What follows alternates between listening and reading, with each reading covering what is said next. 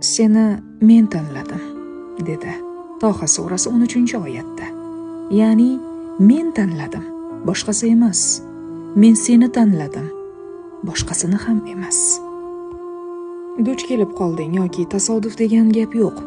U holda bu qadar tanlangan, o'zini tanlaganga mas'uliyatini his qilish kerak. Meni nimaga tanlading? Meni sen nega tanlading?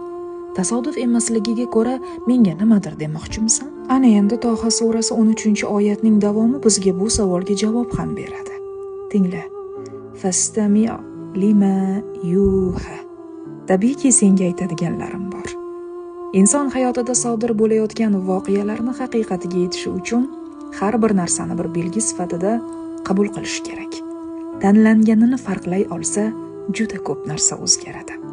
Oramizda tanlanmaganlar ham bormi?